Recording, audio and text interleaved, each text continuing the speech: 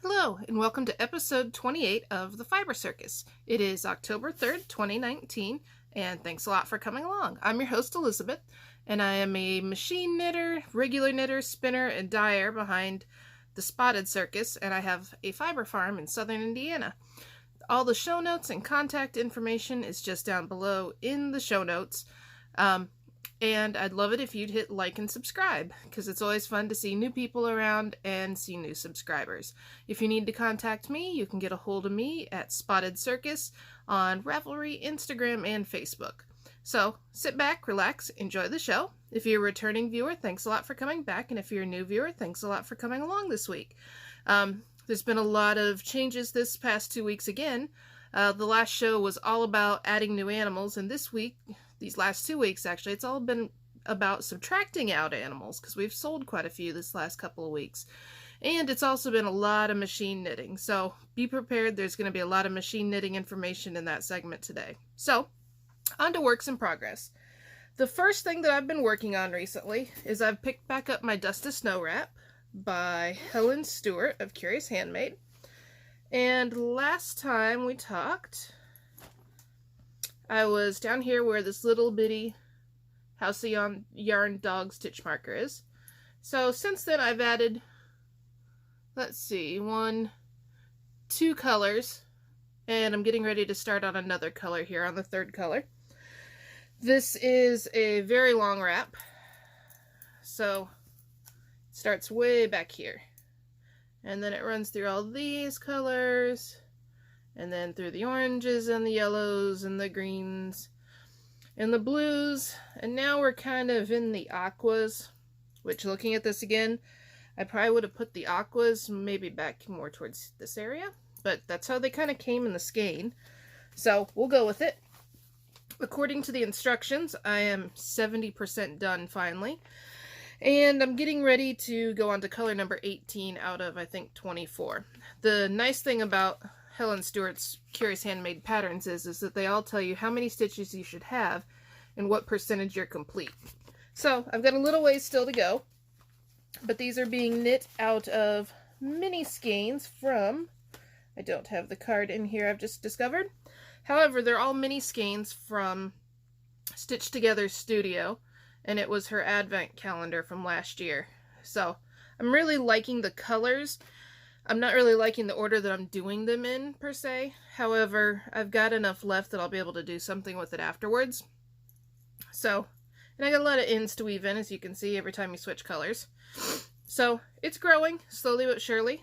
And this is being knit on size 5 or 6.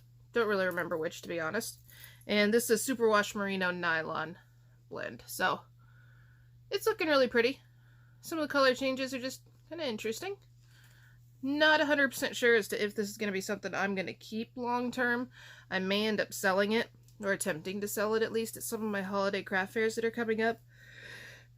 I was hoping to be more in love with it, and it's just the transitions, the way that it's going, isn't really floating my boat right now. So, we shall see. So, I've made some progress on that. And the other item that I've been working on this past week is my Meraki tank. So, this is the Meraki tank by Sara Gresbach. And as you can see, it's a tank top with a lace contrast detail. And I'm currently working on the front still. Or technically, it's probably the back, because this can actually be worn in either direction. It's reversible. So, let me carefully see where I'm at. Alright, so last week, I was down there. So I've finished this front side here, and this is actually the sleeve section that's out here on this side of the orange marker. And then I've picked up to do the other side, which keeps getting twisted. There we go.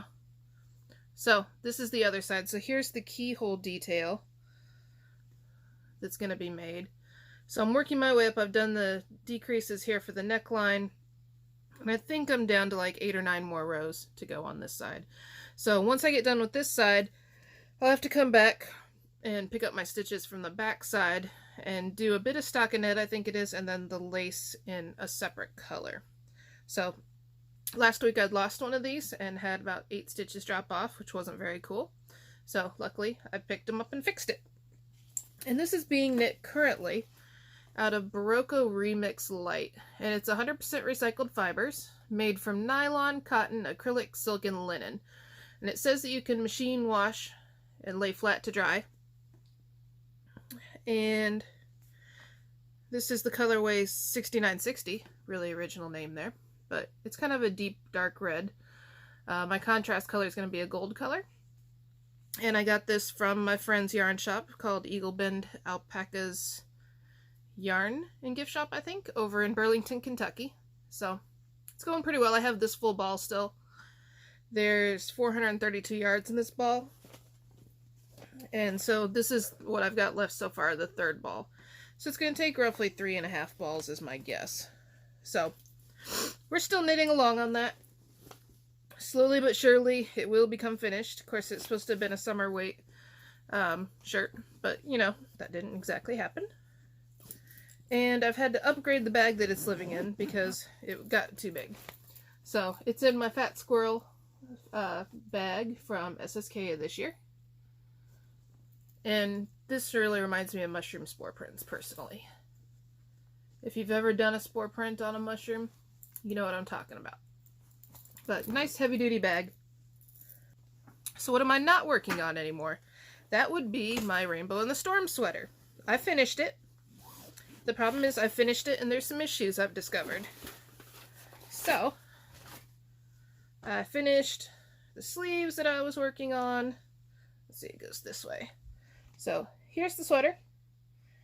From the bottom clear up to the top, and 2 finished sleeves. So, I started weaving in ends when I was waiting at the Leading Men Fiber Arts retreat this past, would have been 2 weekends ago. And as I was weaving in ends, I started to notice something that was a little bit off about it. The first thing I noticed was when I switched colors, I did what's called helical knitting. And what it is you slip the first 3 stitches of the last color that you're using before you start knitting with the next stitches. And what it's supposed to do is create a jogless area. And it did on this side. So you can see it's a nice smooth transition between the colors. However, on the other side, what you get is this section where it's got 3 stitches that have been slipped. So normally that wouldn't be an issue. However, when I went to go pick up for the sleeves, that side was facing outward. So when I picked up for the sleeves, you know, I've got an alright look right there. However, if I have the slip stitches in between, or on the inside area like they're supposed to be, then that means the sweater should actually be inside out-ish. And now I've got this not as pretty ridge, and the shoulder seams out. So, that's an issue. That's the first issue, unfortunately. So I'm not real sure what I'm going to do, because I definitely prefer the way that these look versus when it's inside out. So what I may have to do is go through and maybe try to duplicate stitch pin it down or something. I'm honestly not real sure, because these are pretty good size loops. Now, it's only in one spot, which is good, and it is underneath where the sleeve would go, so you wouldn't necessarily notice it. However, the other issue is this sweater, the armhole sides, I think is what it is you call them, it's very, very bulky. And it's bulky in the spots where I don't want it to be bulky. And this is designed to be an oversized sweater. However, when I wear it, there's a lot of bulk over here in this kind of armpity section. And I'm not real happy with how it looks when you have it on. Because basically, so you can see, when I have it on, the sleeves truly don't start till almost my elbowy area. So there's all of this that's excess fabric. And I'm not real thrilled with that because I just feel very bulky, almost like I have stuff stuck underneath my armpits. So I'm not sure what I'm going to do about that. What I think I'm going to start off trying to do is run it through the washer and the dryer, because it is superwash merino and nylon. So it should be able to go through the washer and dryer, okay? So I'm going to run it through that way and see how it fits. After that, my next option would probably be to go through and go up this side seam and take it in a little bit. I mean, the stitch count did not increase at all from down here in the body to up here in the arm area. However, I just feel like this was way too big. And so what I'd probably do is attempt to seam the two sides together to right here, take the arms off, and somehow shrink them down. Whether that's through just, I don't know, sewing a seam along here and decreasing it, I'm not 100% sure. It'll still work just fine as a shop sample, but for me to actually wear it on a regular basis, it's just not quite as comfortable as what I was hoping for. So we'll see what happens. It's definitely way too bulky in the arms. I mean, you can see how instead of going straight up like it should, which is, I mean, the stitch count did not increase at all from that green section up to the pink section, but you can see there's almost like a wedge of extra fabric there. And that's the wedge that I don't want in there because it's making it bulky. So I'm going to wash it today. We'll see how it comes out after that and see what it is I'm going to do. A little bit disappointing because this was a lot of yarn that I put into this. However, we'll figure it out, hopefully.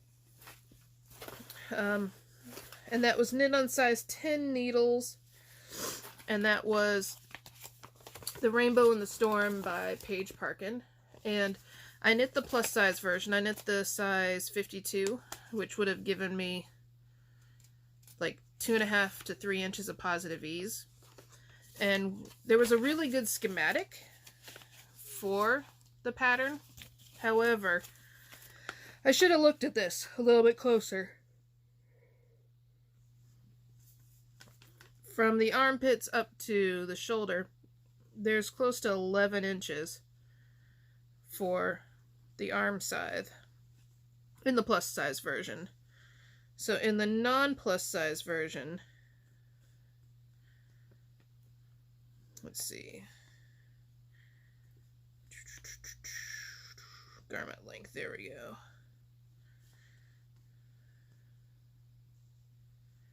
So in the non-plus size version, there's only like 5 inches for the armpits. So it went from, so the largest regular size was a 50. And it went from 16 inches to 24 inches to the total length. And then it went from there 14 to 25. No, 16, 17, 18, 19, 20, 21, 22. Alright, so 8 inches versus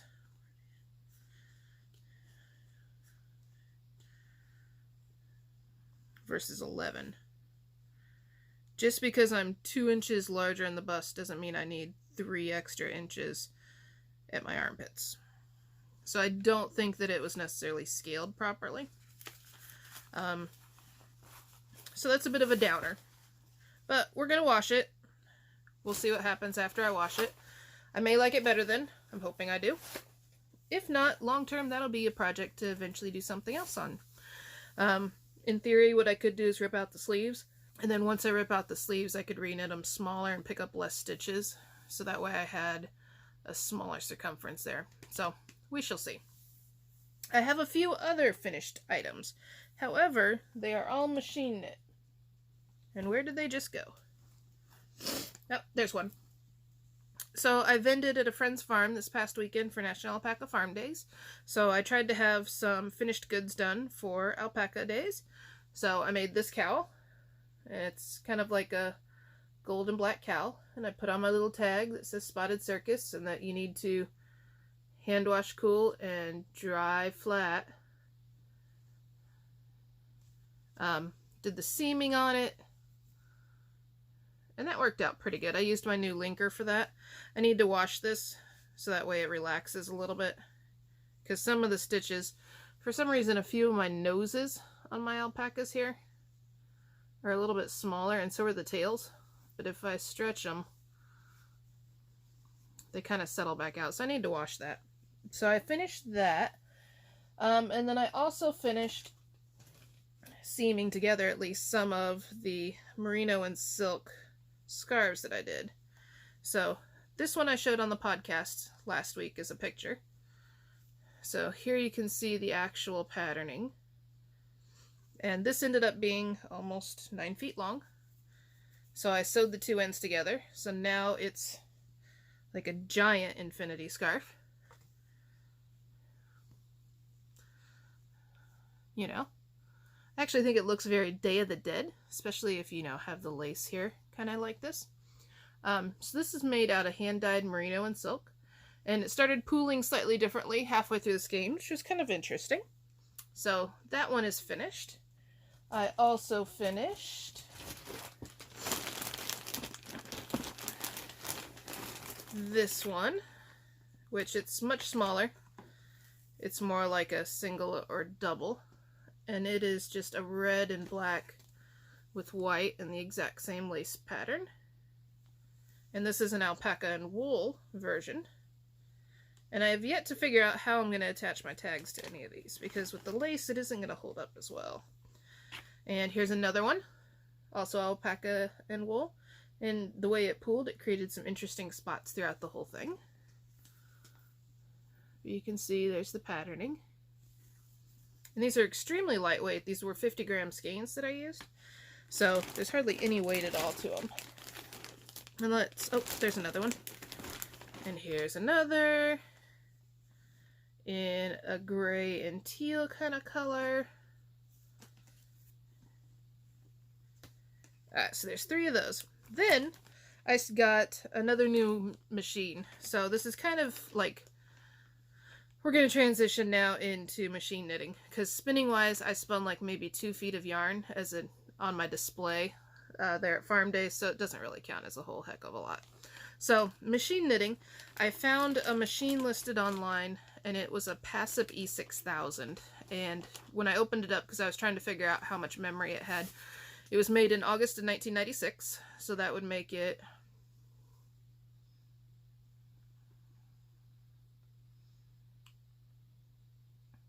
18 years old. Don't know why that math was so difficult to do. However, it is an older machine, and it had a whopping 32 kilobytes of memory, which was the largest memory that they ever made in these machines. So it's a dual bed machine. It also came with a download cord, so that way I could hook it into my laptop and download patterns. And it's mainly known for doing what's called double bed jacquard, which is where 2 beds knit at the same time, and you don't have to create a liner for your colorwork patterns. You can just knit along and it'll create basically a double fabric. So I went through and did a sampler of, there's these things called techniques, and the technique basically dictates what the back bed of needles is going to be doing while the front bed is doing the colorwork. So all of these are the exact same number of stitches, the same number of rows, and it's the same pattern and same tension.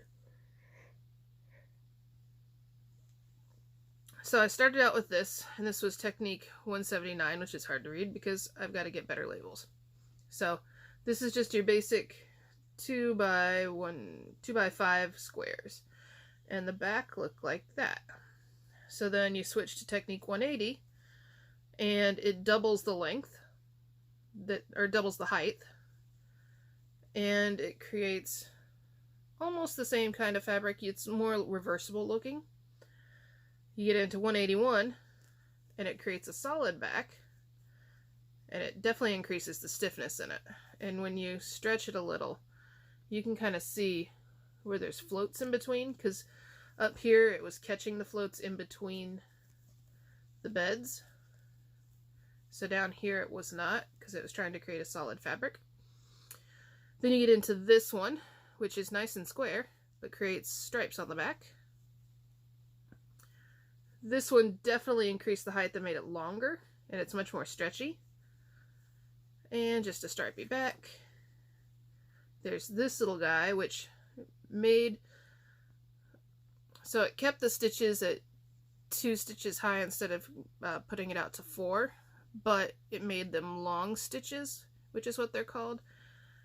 And you can see it's almost like a ribbing in between. And then the back is what's called bird's eye fair isle. Then we have this. These are definitely long elongated stitches. And this is called Fantasy Fair Isle. Extremely stretchy. And on the back, it's kind of lumpy bumpy. I don't know when I would ever use Fantasy Fair Isle. However, it's an option. And then there's this one, which is, once again, it's doing some tuck stitches is what they're called, to create this extra length. And then there's this one. So all of these are the exact same stitch. However, it changes the proportion pretty dramatically in between some of them. This one was one of the more actual proportional ones. Like this one, you can tell it's not straight. It's causing curves within it, and it's very dense fabric. This is pretty proportional. However, it doubles the height of everything. Yeah, it's not too bad. And that one definitely has some issues with those kind of gaps there. And this is the most true to the actual pattern. So it was interesting to do this just to kind of see how things are going to affect it. And I say that because I didn't realize that when I put in my own Fair Isle pattern that it was going to double the height of the pattern at the time. It makes sense because the carriage only carries one color at a time, so every row is technically 2 passes. 2 passes of the carriage, so it goes across with one color, and then you come back and pick up the second color, and it goes across again. So my first experimental take on it was this swatch right here, and this is actually a scarf now, and this was done using technique number 183. So there's some texture to the back of it, but this is the front, and this is an acrylic yarn, and the scarf ended up pretty nice sized. I mean, you can see it's a longish scarf, and it's roughly about a 60-inch long scarf. So I thought, okay, you know, that's pretty doable. There was a few areas, which I've just noticed one, where I had a drop stitch, so I had to go back through and fix it afterwards. So that's a scarf I did that was for sale. Then I put in my own alpaca pattern. Now, I used this alpaca pattern stitch for stitch. The only difference that I made was I shifted them closer together and I decreased the amount of space in between them up and down. So I started on that. And what I got were these giant alpacas. So how did this go to that? Well, it's the double passes of the carriage thing. So this is roughly 8 stitches high.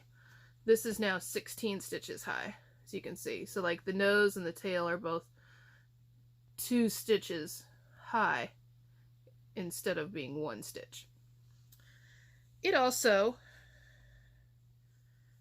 as I was knitting along, I downloaded this, you know, and my alpacas are cruising along, and that's when I realized if I wear this as a scarf, the alpacas are going to be upside down on one side.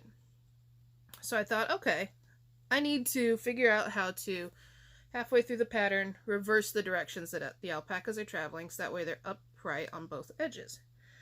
So this was also done with the acrylic. You know, and this is an alright length. It's about a 5.5 foot long scarf. Not too bad. So then I decided, you know, hey, third project on this machine, I should obviously switch to my alpaca yarn. So I did. And I was able to switch the patterning. So let me see. So right here, you can see where I switched and went from one direction to the other direction. As you can see, the alpacas are still quite tall. And this is what a difference gauge makes. So I counted the number of alpacas that I did on this scarf, and I knew approximately how many would hit halfway, so that way at halfway I could then flip my pattern and start going down again. And about halfway through the second half, I started to run out of yarn.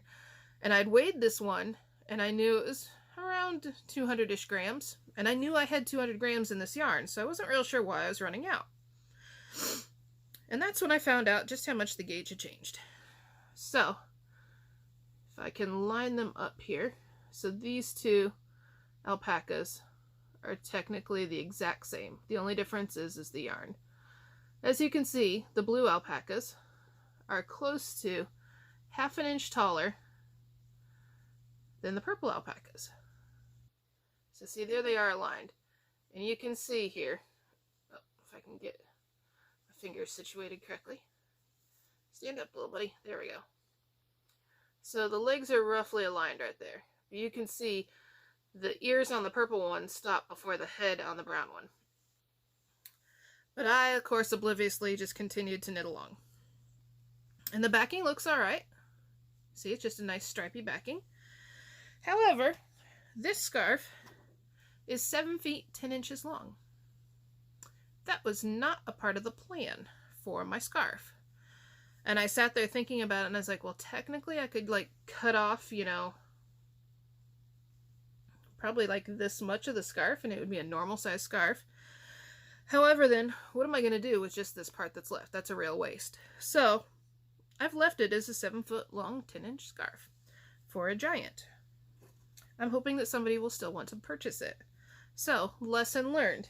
This was done using this technique, number 183, which is this one right here. So you can see, oh, nope, not that one.